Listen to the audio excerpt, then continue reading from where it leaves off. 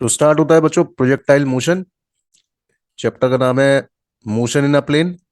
2D motion के अंदर count होता है प्रोजेक्टाइल मोशन। 2D के अंदर दो तरह के मोशन आते हैं, एक प्रोजेक्टाइल और दूसरा सर्कुलर।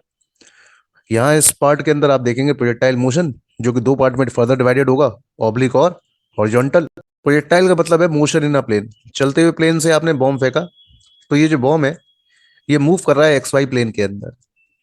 चलते हुए प्लेन से कोई सामान अगर नीचे गिरता है तो वो सामान जो है वो एक साथ दो एक्सेस के अंदर मूव करेगा, एक्स में भी और वाई के अंदर भी। Got it? तो ये पार्ट किसमें इंक्लूड हुआ? Motion in a plane. क्यों? क्योंकि इसमें एक साथ दो एक्सेस कवर हो रही हैं, एक्स एक्सेस भी और। तो डाउनवर्ड डायरेक्शन के अंदर बॉडी जो आती है वो ग्रेविटी की वजह से आएगी। सही है। The Canon ball motion is a projectile motion neglecting the air resistance. जैसे कि ये बॉल को आपने थ्रो किया, कैनन से बॉल थ्रो हुई, तो इसका जो पाथ है वो क्या है?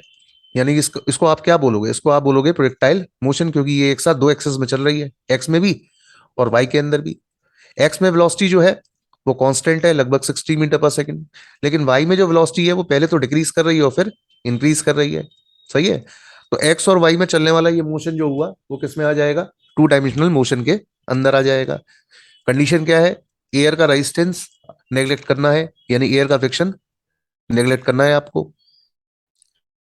क्वेश्चन है, cannon ball follows a path. As the ball rises towards to peak, it undergoes a downward acceleration. Answer is parabola. जो पाथ इस मोशन के अंदर कवर होता है उसको क्या बोलते हैं? Parabolic path. क्या बोलते हैं इसको? Parabolic path. पैराबोलिक पाथ कैसा होता है? तो ये होता है पैराबोलिक पाथ। Got it? चाहे एच हाइट के टावर पे से प्लेन चल रहा है, उससे कोई सामान फेंका गया तो पाथ क्या होगा? पैराबोला। तो this path is known as parabolic. Motion of a cannon ball is, answer is projectile motion, because it is a 2 dimensional motion. जो भी बॉडी फेंकी जाती है उसको क्या बोलते हैं? प्रोजेक्टाइल। जिस बॉडी को आप फेंकते हो उस बॉडी को क्या बोला जाता है? Projectile. A body which moves in 2 dimensional plane in the gravitational field of the earth is called projectile. Projectile motion का एग्जांपल, प्लेयर ने क्रिकेट बॉल को थ्रो किया, ठीक, like this. Athlete long jump ले रहा है, बॉम्ब को चलते हुए प्लेन से आपने ड्रॉप कराया। ये सारे एग्जांपल किसके हैं? प्रोजेक्टाइल मोशन के अंदर। ठीक है, यानी कि मोशन इन अ प्लेन, क्योंकि इसमें बॉडी एक साथ दो एक्सेस के अंदर मूव करती है, एक्स के अंदर और वाई के अंदर। Got it? खास बात यह है कि एक्स के अंदर वेलोसिटी हर पॉइंट पे कांस्टेंट मिलेगी। एक्स के अंदर वेलोसिटी हर पॉइंट पर कांस्टेंट होगी अगर एयर का रेजिस्टेंस नेग्लिजिबल हो। लगातार कितनी आ रही है? 115। लेकिन वाई के अंदर लगातार वेलोसिटी चेंज होती जाएगी, वाई डायरेक्शन के अंदर वेलोसिटी लगातार चेंज होती जाएगी। Got it? तो ये कुछ एग्जांपल है प्रोजेक्टाइल मोशन के। जैसे कि सर्कस के अंदर देखते हैं जोकर को कैनन से फायर होता है, a man fired from cannon in olden days. ऐसी ये एक एग्जांपल है। Got it? तो इसमें जो पाथ आ रहा है वो पाथ क्या है? वो पाथ क्या है? Parabola. This path is known as parabolic path. This path is known as parabolic. The body is throwing a ball in is a projectile motion. अब ये जो तीन बॉडीज हैं ये फेंकी गई हैं। फर्स्ट वाले केस के ना, ये तीनों जो भी बॉडी थ्रो करी जाती है, सीधी सी बात आप ये समझ लो, जो बॉडी थ्रो करी जाती है, ठीक है, और वो अगर प्लेन में मूव करती है तो उसका जो मोशन होगा वो कहलाएगा प्रोजेक्टाइल मोशन। अब यहाँ तो स्ट्रेट लाइन मोशन है, लेकिन इस वाले दोनों केसेस के अंदर जो पाथ आ रहा है वो कैसा आ रहा है? पैराबोलिक शेप के अंदर आ रहा है। ठीक है, इलिप्टिकल पाथ इसके अंदर है, ये परफेक्ट पैराबोला के अंदर है। Got it? We are going to study projectile motion in two separate cases, namely oblique projection and horizontal projection. अब ये जो प्रोजेक्टाइल मोशन है ये दो पार्ट के अंदर फर्दर डिस्कस होगा, पहला ऑब्लिक और दूसरा हॉरिजॉन्टल। सबसे पहले हम बात करेंगे ऑब्लिक प्रोजेक्शन की। इसमें बॉडी को आप ग्राउंड से थीटा एंगल पे फेंकोगे, इस थीटा की वैल्यू ना तो 90 होगी ना 0 होगी। सही है। बॉडी एक साथ कंबाइंड इफेक्ट में चलेगी दो वेलोसिटीज के, हॉरिजॉन्टल में और वर्टिकल के अंदर। हॉरिजॉन्टल डायरेक्शन के अंदर कोई फोर्स नहीं लगेगा जिसकी वजह से वेलोसिटी चेंज नहीं होगी, लेकिन वर्टिकल डायरेक्शन के अंदर फोर्स लगेगा क्योंकि ग्रेविटी डाउनवर्ड काम कर रही होगी, जिसकी वजह से वर्टिकल डायरेक्शन के अंदर एक्सेलरेशन बॉडी का क्रिएट होगा, जिसकी वजह से वेलोसिटी चेंज होगी। ठीक है, इस तरह का प्रोजेक्शन क्या कहलाएगा? ऑब्लिक प्रोजेक्शन या ऑब्लिक प्रोजेक्टाइल। तो बात करते हैं ऑब्लिक प्रोजेक्टाइल की, यानी ऑब्लिक प्रोजेक्शन की। इसका जो ट्रेजेक्ट्री है यानी कि पाथ, ट्रेजेक्ट्री का मतलब होता है पाथ। पाथ क्या है? पैराबोला। तो बॉडी को आपने एक्स में और वाई के अंदर फेंका, मान लो इनिशियल वेलोसिटी यू से फेंका, ठीक है। एंगल जो है वो लेस देन 90 है। इस वेलोसिटी के कर दिया आपने दो कंपोनेंट, एक एक्स में और एक वाई के अंदर। एक्स में वेलोसिटी का इनिशियल कंपोनेंट क्या है? U cos theta. Initial velocity का एक्स कंपोनेंट क्या है? U cos theta. ऐसे क्या बोलोगे? You x. और वाई में जो कंपोनेंट है इनिशियल वेलोसिटी का वो कितना है? U sine theta. ऐसे आपका क्या बोलोगे? U Y. यानी इनिशियल वेलोसिटी वाई के अंदर जीरो नहीं है, ठीक है। इनिशियल वेलोसिटी एक्स में और वाई के अंदर कितनी कितनी है? एक्स में है यू कॉस थीटा और वाई के अंदर क्या है? U sine theta. T time बाद बॉडी जो है वो इस पॉइंट पे पहुंची। एक्स में वेलोसिटी यू कॉस थीटा से कितना हो गया? मान लो वी एक्स। ठीक, कितनी हो गई? V X. अब वाई में वेलोसिटी हो गई वी वाई, रिजल्टेंट वेलोसिटी हो गई वी। ये रिजल्टेंट वेलोसिटी हॉरिजॉन्टल से क्या एंगल बना रही है? अल्फा। सही है। अब हाईएस्ट पॉइंट पे वेलोसिटी केवल और केवल यू कॉस थीटा होती है। हाईएस्ट पॉइंट पे वेलोसिटी क्या होती है? केवल और केवल यू कॉस थीटा। क्यों? क्योंकि हाईएस्ट पॉइंट पे वी वाई की वैल्यू क्या हो जाती है? जीरो। क्योंकि बॉडी इससे फर्दर ऊपर तो नहीं जा रही है ना, और ज्यादा ऊपर तो नहीं जा रही है, अब तो रिटर्न हो रही है। तो हाईएस्ट पॉइंट पे वी वाई की वैल्यू क्या हो जाएगी? जीरो। Got it. उसके बाद मोशन जो है वो रिपीट करेगा। पहले वी वाई अपवर्ड था, अब वी वाई डाउनवर्ड हो जाएगा। तो डायरेक्शन के टर्म में आप अगर बात करें तो आप इसको क्या बोल सकते हैं? माइनस का वी वाई। सही है। लेकिन हॉरिजॉन्टल डायरेक्शन के अंदर वेलोसिटी चेंज नहीं हो रही है, हॉरिजॉन्टल डायरेक्शन के अंदर वेलोसिटी कांस्टेंट है। वो कांस्टेंट वेलोसिटी कितनी होती है हर पॉइंट पर? You cos theta. कितनी होती है? U cos theta. जितने एंगल पे बॉडी को आपने प्रोजेक्ट किया है उतने ही एंगल पे बॉडी ग्राउंड पे रिटर्न भी होगी। ग्राउंड से मैक्सिमम जो ऊंचाई है बॉडी की उसे आप बोलेंगे मैक्सिमम हाइट। और पॉइंट ऑफ प्रोजेक्शन और पॉइंट ऑफ रिसेप्शन के बीच का जो डिस्टेंस होगा, पॉइंट ऑफ प्रोजेक्शन और पॉइंट ऑफ रिसेप्शन के बीच का जो डिस्टेंस होगा वो डिस्टेंस कहलाएगा रेंज। क्या कहलाएगा? रेंज। तो consider a body projected into air with an initial velocity u, make an angle theta with the horizontal. Initial velocity is resolved into two rectangular component. इस इनिशियल वेलोसिटी के कितने आपने component कर लिए? दो रेक्टेंगुलर कंपोनेंट कर लिया, एक एक्स में और एक वाई के अंदर। इनिशियल वेलोसिटी एक्स के अंदर कितना है? U cos theta. और वाई के अंदर कितना है? U sine theta. Got it? This is component of initial velocity you cos theta and you sine theta. Horizontal direction velocity constant होती है क्योंकि कोई फोर्स नहीं लगता। वर्टिकल डायरेक्शन के अंदर वेलोसिटी लगातार चेंज होगी। इनिशियल वेलोसिटी वर्टिकल डायरेक्शन में कितनी है? U cos theta. ठीक है। ये और ये वेलोसिटी लगातार टाइम के साथ वेरी करेगी। मान लो किसी एक पॉइंट पर बॉडी एक्स और वाई दोनों के अंदर चल रही है, सही है। तो हॉरिजॉन्टल डायरेक्शन के अंदर डिस्प्लेसमेंट निकालो आप। तो हॉरिजॉन्टल डायरेक्शन के अंदर डिस्प्लेसमेंट निकालने की इक्वेशन हो गई you cos theta into T. Horizontal direction से जो आपने एक्स का यू कॉस थीटा निकाला है, U cos theta into T, यहाँ से टी की आप वैल्यू कैलकुलेट कर लो। तो टी की वैल्यू कितनी आ गई? X upon you cos theta. Got it? अब वर्टिकल डायरेक्शन के अंदर कैलकुलेट करो तो वाई में इक्वेशन लगा दो।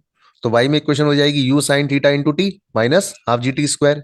क्योंकि वाई के अंदर आप जो इक्वेशन लगाओगे वो क्या लगाओगे भाई? वाई के अंदर आपको इक्वेशन लगानी होगी Y is equal to U Y T plus half A Y T square. Got it? अब ए वाई की वैल्यू कितनी लोगे? ए वाई की वैल्यू रखोगे माइनस के जी के इक्वल। और यू वाई कितना पुट करोगे? यू साइन थीटा के इक्वल। सही है। यू वाई कितना पुट करोगे? You sine theta. तो ऊपर वाली इक्वेशन आ जाएगी, ठीक है। तो एक्स और वाई के अंदर आपने इक्वेशन बना ली। अब जो ऊपर वाली वाई की इक्वेशन के अंदर जो आपको टी दिखाई दे रहा है, ये वाला टी जो है, इस टी के अंदर क्या वैल्यू पुट कर दोगे? तो टी के अंदर वैल्यू पुट कर दोगे x upon you cos theta. इसे सब्स्टिट्यूट कर दो टी के अंदर और फिर पूरी इक्वेशन को सॉल्व करो। तो सॉल्व करने के बाद आपके पास इक्वेशन क्या आ जाएगी? तो सॉल्व करने पे इक्वेशन आ रही है यू से यू कैंसिल आउट हो गया, sine theta upon cos theta हो गया टेन थीटा के इक्वल। तो वाई की वैल्यू क्या आ रही है? X tan theta minus G X square upon two you square cos square theta. तो ये आ रही है आपके पास इक्वेशन ऑफ पाथ, रास्ते की इक्वेशन। अब ये रास्ता क्या है? पैराबोला। Got it? क्योंकि ये किस इक्वेशन को फॉलो कर रहा है? Y equal to A X minus B X square, इस इक्वेशन को फॉलो कर रहा है, ठीक है। यानी वाई जो है वो एक्स स्क्वायर के फंक्शन में जा रहा है। यानी पहले कंपोनेंट के साथ एक्स है और अगले कंपोनेंट के साथ एक्स स्क्वायर है। तो ये इक्वेशन जो किसकी है? पैराबोला की। इसको कंपैरिजन इस फॉर्म में किया जाता है। This is the equation of parabola. यहाँ पर जो आपने ए की जगह जो ए लिया है वो टेन थीटा के इक्वलेंट हुआ, और जो बी है वो किसके इक्वल है? G upon two you square cos square theta. Question है, a body which moves in two dimensional plane in the gravitational field of the earth is called, the path is parabola and the body is known as projectile. Body को आपने theta angle पे horizontally project किया, moving under the influence of force of gravity is called oblique projectile. Got it. Projectile motion के अंदर बात करते हैं maximum height of projectile की। मैक्सिमम हाइट, हाइट कैसे कैलकुलेट करेंगे? तो मैक्सिमम हाइट कैलकुलेट करने के लिए सारी इक्वेशन को आपको लगाना है वाई डायरेक्शन के अंदर। वाई डायरेक्शन के अंदर इनिशियल वेलोसिटी कितनी है, यू साइन थीटा, और हाईएस्ट पॉइंट पे फाइनल वेलोसिटी कितने के इक्वल हो गई, 0 के इक्वल। सही है। अब आप यहां इक्वेशन लगा दो, V square is equal to you square plus का 2a s। इस पूरी इक्वेशन को लगा दो आप वाई के अंदर, तो ये पूरी इक्वेशन लग गई वाई के अंदर। अब हाईएस्ट पॉइंट पर वी वाई की वैल्यू कितनी है, 0, और यू वाई कितने के इक्वल होगा, यू साइन थीटा के इक्वल होगा थीटा, और ए वाई किसके इक्वल होगा, माइनस के जी के, तो ये वैल्यू हो गई माइनस का 2g, और एस को किससे रिप्लेस कर दोगे, एच से। Got it. तो यहां से आपके पास ये हो गया यू साइन थीटा का स्क्वायर, तो यहां से आपके पास एच के लिए इक्वेशन आ गई, H is equal to you square sine square theta upon 2g। Got it. तो ये आ गई आपके पास हाइट की equation, H is equal to you square sine square theta upon 2g। That is H is equal to you square sine square theta upon 2g। Highest point पर velocity केवल horizontal direction में होती है, कितनी होती है, U cos theta, और highest point पर एक्सेलरेशन जो है वो एग्जैक्टली वर्टिकली डाउनवर्ड होगा। ठीक है, मतलब एंगल जो होगा यू कॉस थीटा और जी के बीच में वो क्या होगा, 90 डिग्री का। कहाँ होगा, at the highest point. Got it. तो हाईएस्ट पॉइंट पर एंगल ध्यान रखना है कितना होता है, 90 डिग्री का। बात करते हैं टाइम ऑफ फ्लाइट की। तो टाइम ऑफ फ्लाइट आप कैसे निकालोगे, यानी कि टोटल टाइम कैसे निकालोगे प्रोजेक्शन के अंदर, जाने और आने का टाइम आपको ऐड करना होगा। तो सबसे पहले आप कैलकुलेट कर लो टाइम ऑफ एसेंट। तो टाइम ऑफ एसेंट निकालने के लिए क्या करोगे कि हाईएस्ट पॉइंट पे वी वाई की वैल्यू 0 होती है, इक्वेशन लगा दो V Y is equal to U Y minus G T. इसमें वी वाई की वैल्यू को पुट कर दो यू साइन थीटा के इक्वल। तो यहाँ से आप टाइम ऑफ एसेंट निकल जाएगा, टाइम ऑफ एसेंट की वैल्यू कितनी आ रही है, यू साइन थीटा इंटू जी। अब जितना टाइम जाने में लगा अगर उतना ही टाइम आने में भी लग रहा है, तो टोटल टाइम ऑफ फ्लाइट कितना हो जाएगा, तो टोटल टाइम ऑफ फ्लाइट हो गया time of ascent plus time of descent. तो यहां से आप टी की वैल्यू कैलकुलेट कर लो, 2u साइन थीटा अपॉन जी। सही है। आप दूसरा तरीका ये भी लगा सकते हैं, वाई की इक्वेशन जो आपने बनाई थी, you sine theta into t minus half g t square. सही है। इसके अंदर वाई की वैल्यू को आप किसके इक्वल पुट कर दो, 0 के इक्वल, तो टी के लिए इक्वेशन आ जाएगी। सही है। और टोटल टाइम ऑफ फ्लाइट निकालना हो तो टोटल टाइम निकालने के लिए 2 times of time of accent कर दिया, उससे भी कैलकुलेट हो जाएगा। कुल मिलाकर के टाइम के लिए सिंपल सा फॉर्मूला याद कर लो, 2u sine theta upon G. ठीक है।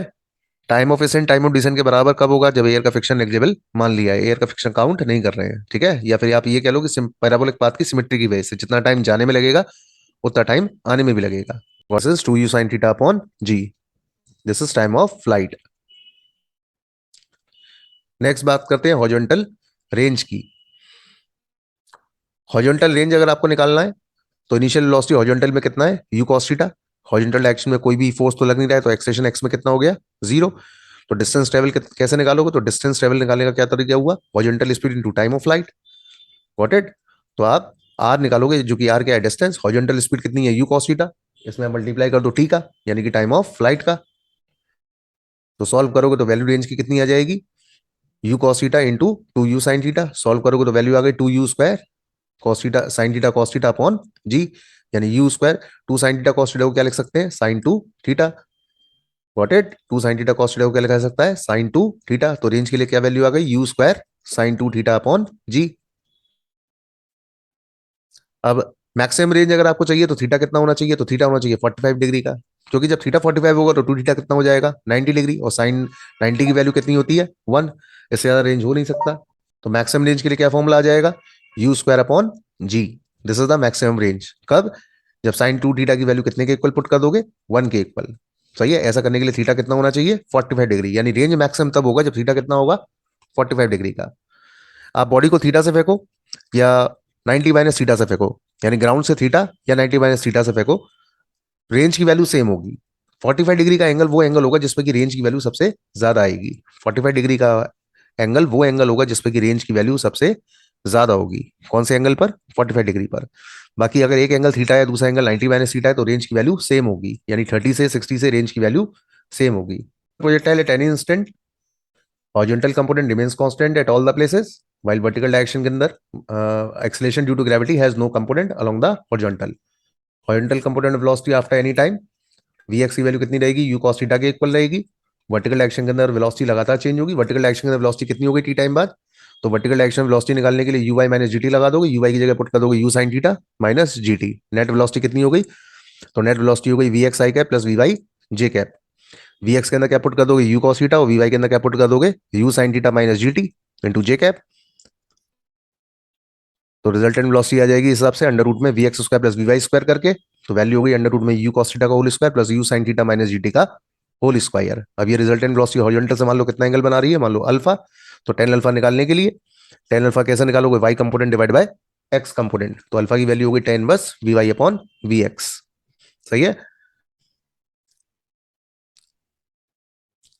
The horizontal component of velocity remains constant since the acceleration due to gravity has no component along the horizontal. Got it? It is very, very and very important formula for the calculation of velocity at any point. Vertical component velocity ascent के वक्त क्या करेगा, यानी Y direction के अंदर velocity कुल मिला करके पहले तो डिक्रीज करेगा, उसके बाद फिर इंक्रीज करेगा। सही है। हाईएस्ट पॉइंट पे वी वाई की वैल्यू क्या होती है, zero. Velocity of projectile is maximum at the point of projection, which is equals to u. Velocity of projectile is minimum at the highest point, which is equals to u cos theta. तो velocity में change कितना हुआ, तो velocity में जो change होता है, change के लिए वैल्यू होती है 2u sin थीटा। सही है, क्योंकि हॉरिजॉन्टल डायरेक्शन में तो वेलोसिटी चेंज नहीं हो रही है ना, जो भी चेंज हो रही है वो कहाँ हो रही है, वर्टिकल डायरेक्शन में। पहले कितनी थी u sin थीटा, और लौटते में कितनी हो गई माइनस का u sin थीटा, तो चेंज कितना हुआ वेलोसिटी के अंदर, चेंज कितना हुआ 2u sin थीटा। तो change in velocity in is only on y not on x. जो भी वेलोसिटी में चेंज आता है वो वाई में आता है, एक्स में नहीं आता है। तो चेंज इन मोमेंटम जो भी होगा वो किस में होगा, वाई के अंदर। तो चेंज इन मोमेंटम अगर वाई डायरेक्शन में निकालोगे तो क्या करोगे, mass into change in velocity in Y, और change in velocity in Y कितना है, तो change in velocity in Y के अंदर जो आ रहा है वो आ रहा है 2u साइन थीटा। तो चेंज इन मोमेंटम वाई के अंदर कितना हो गया, तो चेंज इन मोमेंटम वाई के अंदर हो गया 2mu sine theta. Got it. अगर चेंज इन मोमेंटम पूछा जाए, चेंज इन मोमेंटम एक्स में कितना होगा, तो वो होगा जीरो के इक्वल। सही है।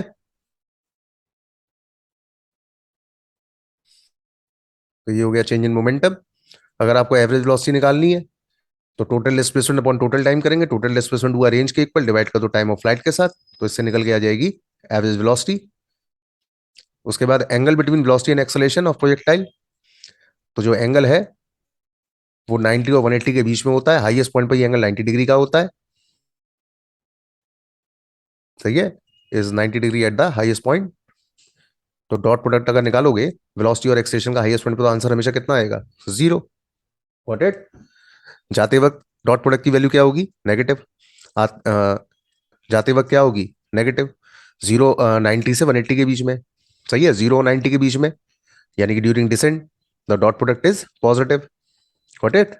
और हाईएस्ट पॉइंट पे कितनी होगी, जीरो। किसकी वैल्यू, डॉट प्रोडक्ट की, क्योंकि हाईएस्ट पॉइंट पे वेलोसिटी और एक्सेलरेशन क्या होते हैं, एक दूसरे के exactly perpendicular. Point of projection पर टोटल एनर्जी कितनी है, प्योरली काइनेटिक है, कितनी, half m u square. Highest point पे निकालोगे तो हाईएस्ट पॉइंट पे काइनेटिक एनर्जी कितनी हो गई, half m u square cos square theta.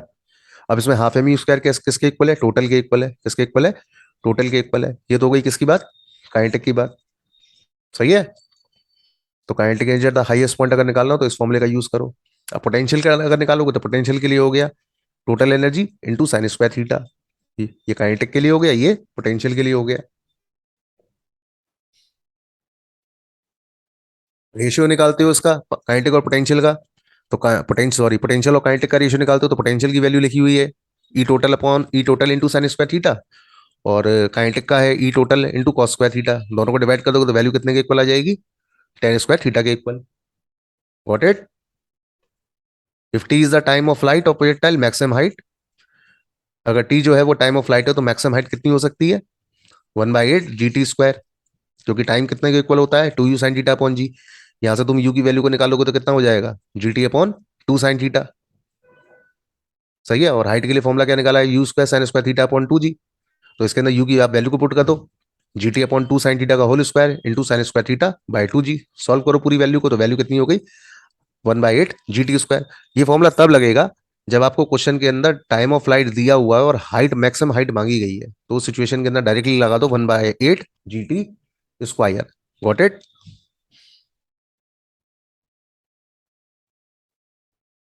इसके अलावा रेंज और हाइट में रिलेशन काफी इंपॉर्टेंट रिलेशन है। रेंज और हाइट का काफी इंपॉर्टेंट रिलेशन। क्या रिलेशन है? Tan theta is to 4h upon R. Tan theta is to 4h upon R. इसे आप ऐसे भी लिख सकते हो, R is to 4h cot theta. इसे ऐसे याद कर लो, R is equal to 4h cot theta. Highly important relation. सही है। अब अगर इसमें मैं थीटा की वैल्यू को एग्जैक्टली 76 डिग्री कर दूं, तो रेंज जो है वो हाइट के इक्वल आएगी। कितने एंगल पर? 76 डिग्री पर रेंज हाइट के इक्वल आएगी। और 45 डिग्री पर अगर आप निकालते हो यही वैल्यू, तो एच जो आएगा निकल करके वो रेंज का 1/4 आएगा। कितने एंगल पर? 45 डिग्री के एंगल पर। ठीक है। और रेंज हाइट के इक्वल कब होता है? जब थीटा कितना होता है? 76 डिग्री।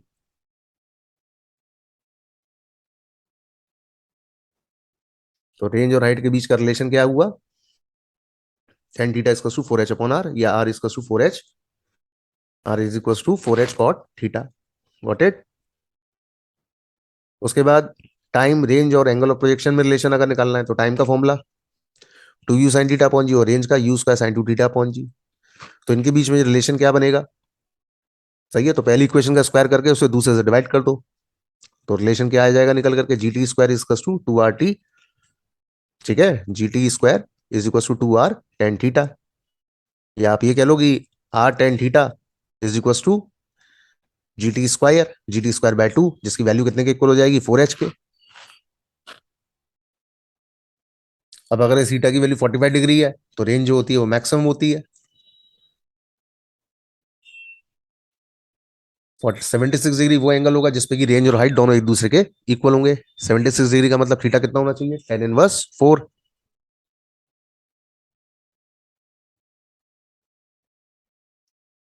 उसके बाद कॉम्प्लीमेंट्री एंगल्स पर रेंज की वैल्यू सेम आती है, चाहे बॉडी को आप थीटा से फेंको चाहे 90 माइनस थीटा से फेंको, रेंज की वैल्यू क्या रहती है? सेम। अब इन दोनों रेंज की वैल्यू तो सेम आ रही है, और लेकिन हाइट्स जो है वो अलग अलग है। एक H1 हाइट है और एक H2 हाइट है। तो H1 प्लस H2 का जो सम होता है वो हमेशा किसके इक्वल होता है? यू स्क्वायर अपॉन 2G के। किसके इक्वल होता है? यू स्क्वायर अपॉन 2G के। और यू स्क्वायर अपॉन जी जो है वो मैक्सिमम रेंज है। यू स्क्वायर अपॉन जी किसके इक्वल है? मैक्सिमम रेंज के। सही है। तो रेंज और हाइट में रेंज, एक ही रेंज पर दो अलग अलग हाइट का जो रिलेशन होता है वो होता है R is to 4 under root H1 H2। सही है। और टाइम का जो प्रोडक्ट होता है वो इक्वल होता है 2R अपॉन जी के इक्वल। सही है। थीटा पर और 90 माइनस थीटा पर। टाइम का प्रोडक्ट कितने के इक्वल होता है? T1 इंटू T2 का प्रोडक्ट कितने के इक्वल होता है? 2R अपॉन जी के equal.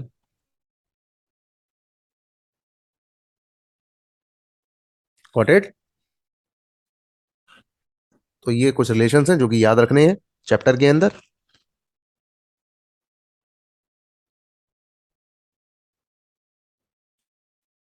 For a projectile y component of velocity at half of maximum, तो हाइट की जो वैल्यू होती है वो u sin theta upon root 2 के इक्वल होती है।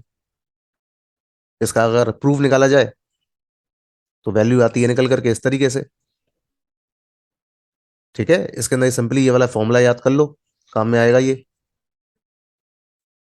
एनी इंस्टेंट निकालना हो तो अंडर रूट में we x square plus we Y square कर दो।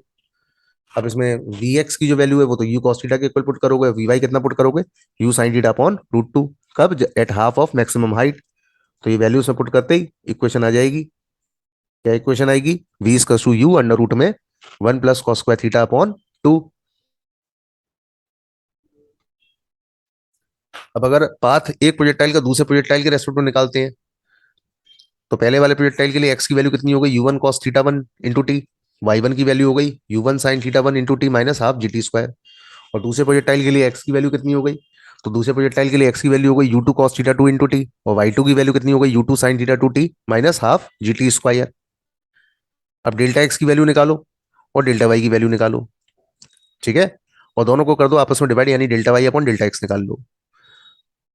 अब अगर इस इक्वेशन के अंदर हम ये पुट कर लें u one sine theta one u two sine theta two के इक्वल है, तो ऐसी सिचुएशन के अंदर यानी कि इनिशियल वर्टिकल वेलोसिटी जो है वो दोनों प्रोजेक्टाइल की इक्वल है एक दूसरे के। तो अगर इक्वल करते हैं तो delta y upon delta x का आंसर कितना आ जाएगा, जीरो के इक्वल। ठीक है, तो इस केस का स्लोप क्या हुआ, जीरो, और स्लोप जीरो जब भी होता है तो पाथ क्या होता है, स्ट्रेट लाइन। पाथ क्या होता है, स्ट्रेट लाइन। What it. और अगर u1 cos theta one equal हो जाए u2 cos थीटा टू के, तो delta y upon delta x की वैल्यू कितनी हो जाएगी, इन्फिनिटी। तो इस सिचुएशन के अंदर पाथ क्या होगा, वर्टिकल स्ट्रेट लाइन। सही है, वर्टिकल स्ट्रेट लाइन। और अगर u1 sin theta one greater है u2 sin थीटा टू के, u1 cos theta one greater है u2 cos थीटा टू के, तो इस सिचुएशन के अंदर पाथ क्या होगा, स्ट्रेट लाइन, लेकिन उसका स्लोप कैसा होगा, पॉजिटिव। लेकिन अगर u1 sin theta one greater है u2 sin थीटा टू के, और u1 cos theta one less than है u2 cos थीटा टू के, ठीक है, तो उस सिचुएशन के अंदर पाथ क्या होगा, स्ट्रेट लाइन ही होगा, लेकिन स्लोप कैसा हो जाएगा, नेगेटिव। Got it. क्वेश्चन के अंदर कह रहा है कि एच हाइट के टॉवर पर से खड़े होकर आपने किसी बॉडी को यू वेलोसिटी से प्रोजेक्ट किया। The time taken to reach the ground is arrived, यानी कितना टाइम लगेगा बॉडी को नीचे पहुंचने के अंदर, कैसे कैलकुलेट करोगे। जब आप बॉडी को यू वेलोसिटी से एच हाइट के टॉवर पे से खड़े फेंकते हो, तो वर्टिकल डायरेक्शन में जो वेलोसिटी है, इनिशियल वेलोसिटी, ठीक है, मोशन को डाउनवर्ड डायरेक्शन में काउंट करोगे, तो इनिशियल वेलोसिटी को जो है वो कर दोगे माइनस का यू साइन थीटा। सही है, तो एच की इक्वेशन आ जाएगी माइनस का u sine theta into t plus half g t square. इस फॉर्मूले की मदद से आप क्या कैलकुलेट कर लोगे, टावर की हाइट। इंपॉर्टेंट है ये formula, h is to minus का u sine theta into t plus half g t square. Got it. उसके बाद body is projected down, down फेंका गया बॉडी को, तो वेलोसिटी का कंपोनेंट हो गया यू साइन थीटा डाउनवर्ड और you cos theta horizontal direction के अंदर। टावर का हाइट निकालना है या टाइम कैलकुलेट करना है, तो इस सिचुएशन के अंदर हाइट के लिए फॉर्मूला क्या लगेगा, you sine theta T plus half D T square.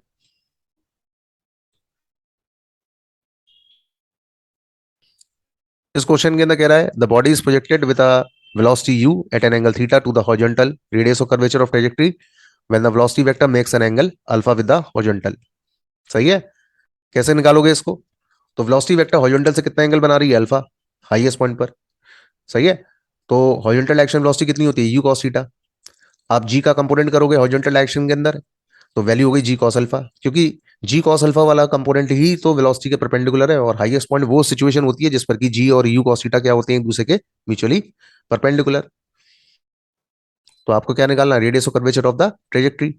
तो हाईएस्ट पॉइंट पर जो वेलोसिटी का कंपोनेंट है कौन सा वाला, हॉरिजॉन्टल डायरेक्शन, वो कौन सा होगा, वी कॉस अल्फा, उसकी वैल्यू किसके इक्वल हो जाएगी, यू कॉस थीटा के इक्वल। तो यहां से आप वी की वैल्यू को कैलकुलेट कर लोगे, तो वी की वैल्यू कितनी आ जाएगी, u cos theta upon cos alpha. अब पाथ को रेडियल बनाने के लिए जी कॉस अल्फा जो है वो वी के परपेंडिकुलर होगा, तो जी कॉस अल्फा क्या प्रोवाइड करेगा, सेंटीमीटर एक्सेलेरेशन। तो उसकी वैल्यू को आपने पुट कर दिया वी स्क्वायर अपॉन आर के इक्वल। तो यहां से आपने आर की वैल्यू को निकाल दी जो कितनी आ रही है, v square upon g cos alpha, और वी की वैल्यू कितनी निकाली है वो उसमें उठा के पुट कर लो, तो वैल्यू आ जाएगी, कर्वेचर का रेडियस आ जाएगा निकल करके तुम्हारे पास u square cos square theta upon जी। सही है, ये आ गया रेडियस ऑफ कर्वेचर। और हाईएस्ट पॉइंट पे इसमें थीटा की अल्फा की वैल्यू को कितने पुट कर लोगे, 0 डिग्री। तो रेडियस ऑफ कर्वेचर की वैल्यू कितनी हो गई, u square cos square theta upon g. ऊपर वाले फॉर्मूले के अंदर अल्फा की वैल्यू को बस खाली 0 पुट कर दो, तो कॉस अल्फा की वैल्यू 1 के इक्वल हो जाएगा, तो वैल्यू आ जाएगी u square cos square theta upon g के इक्वल। अगर आपको टॉर्क कैलकुलेट करना है, तो टॉर्क कैसे कैलकुलेट करोगे, तो टॉर्क कैलकुलेट करने के लिए लगा दोगे फोर्स इंटू परपेंडिकुलर डिस्टेंस। तो फोर्स तो हो गया downward m g, perpendicular distance हो गया रेंज के इक्वल, तो एम जी इंटू रेंज कर दोगे तो फोर्स इंटू परपेंडिकुलर डिस्टेंस हो गया एम जी, और रेंज के लिए फॉर्मुला लगा दिया u square sine two theta upon g. तो इस फॉर्मुले की मदद से क्या कैलकुलेट हो जाएगा, टॉर्क। क्वेश्चन में आ जाओ, maximum height of projectile is equal to, maximum height के लिए फॉर्मुला क्या है, तो मैक्सिमम हाइट के लिए फॉर्मुला है u square sine square theta upon two g. At the maximum height angle between the velocity and acceleration, maximum height पर velocity और एक्सेलरेशन के बीच में एंगल कितना होता है, 90 डिग्री का, दैट इज पाई बाय 2। ये कंप्लीट हुआ लेक्चर, थैंक यू।